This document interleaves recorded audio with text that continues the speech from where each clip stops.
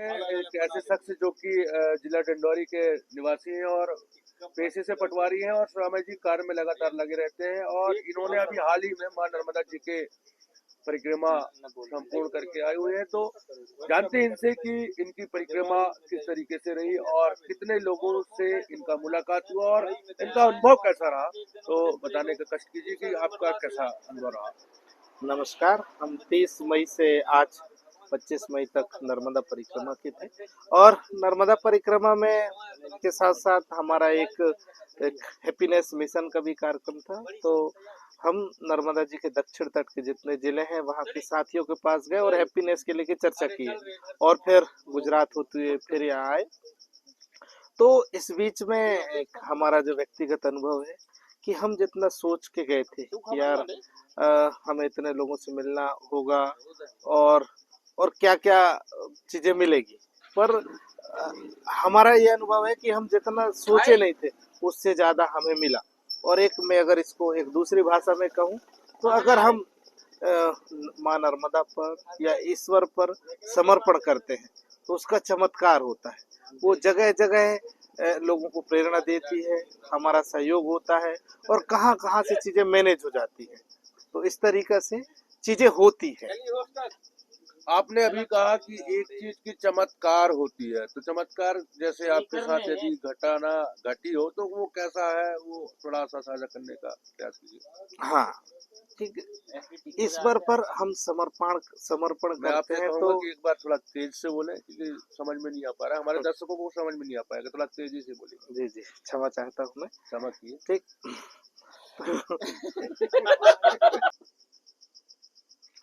हाँ, तो आपका एक जो सवाल था कि कैसे चमत्कार होता है, तो मेरा व्यक्तिगत मानना है कि जैसे हम ईश्वर पर समर्पण होता है तो चीजें चमत्कार होती। जैसे हम कई जिलों में गए, लोगों से मिलना चाहे, लग रहा था उस जिला में कोई है ही नहीं, कोई सूचना ही नहीं है, पर कहाँ से लोग हमको मिल गए और उन लोगों ने सहयोग किया और उन जिलों में हमने कार्यक्रम किया, बहुत सारे लोगों से मिल के आए।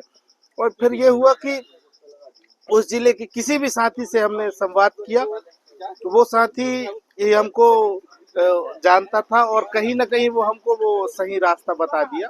तो ऐसे अनुभव है कि हमें कोई चीज की कमी हुई या कोई रास्ता की बात हुई तो कहाँ कहाँ से लोग प्रकट हो गए और वो हमारा सहयोग ये बताए। और कई ऐसी जरूरतें हैं वो पूरी हुई, कहाँ कहाँ कैसी कैसी व्यवस्थाएं खुद ब खुद बन गई, हम जितना सोचे नहीं तो उससे ज्यादा बन गई। तो ये मेरा मेरी एक दृष्टि आखिरी में क्या। सवाल आपसे है कि अधिकांश तौर से लोग पैसे के पीछे भागते हैं, बिजनेस के पीछे भागते हैं। पैसे पैसे पैसे, हाय हाय पैसा, पैसा ही उनके लिए सब कुछ है, सब कुछ पैसा ही है कहना चाहिए, ऐसा मानना है। तो इसमें आपका क्या कहना है कि आनंद के लिए क्या पैसा ही जरूरी है या आनंद ऐसे ही आ जाता है? तो मेरा व्यक्तिगत मानना है कि पैसे जरूरी है, बिना पैसे की चीजें नहीं चल सकती। हम दिल से पैसे कमा रहे हैं, दिल से पैसे कमाएं, तरीका से कमाएं। हम जो कर रहे हैं वो तरीके से करें, पर जीवन में कुछ चीजें और जोड़ लें कि हम अपने जीवन को अपने अंदाज में तरीका से जिए। ठीक, हमारा जीवन है, हम उसको अपने अंदाज में जिए। हम पैसे अपने अंदाज में कमा रहे हैं, हम अपने जीवन को भी अपने अंदाज में जिए। दूसरा क्या कर रहा है उससे हमें फर्क ना पड़े। ठीक, मतलब मेरा कहने का मतलब ये है कि मैं चाहूं तो गुस्सा करूं, ना चाहूं तो गुस्सा ना करूं, मैं चाहूं तो तनाव में रहूं, मैं ना चाहूं तो ना रहूं। तो इस तरीके से हमारा कंट्रोल हमारे हाथ में रहे।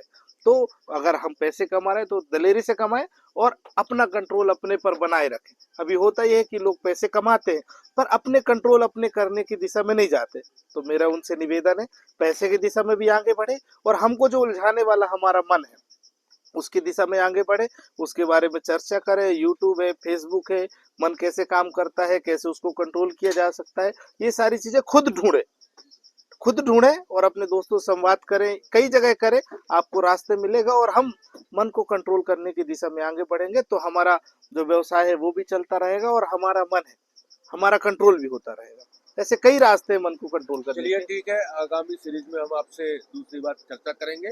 आज के लिए पर्याप्त है, और जो भी होगा तो इसके लिए हम आपसे लगातार संवाद करते रहेंगे, और अपने जो साथी जो चैनल को देखने वाले हैं उनको भी हम अच्छे अध्यात्म के क्षेत्र में आपको दिखाते रहेंगे, जगाते रहेंगे, और जागते रहो। जय हिंद, जय भारत, हर हर बहुत बहुत धन्यवाद।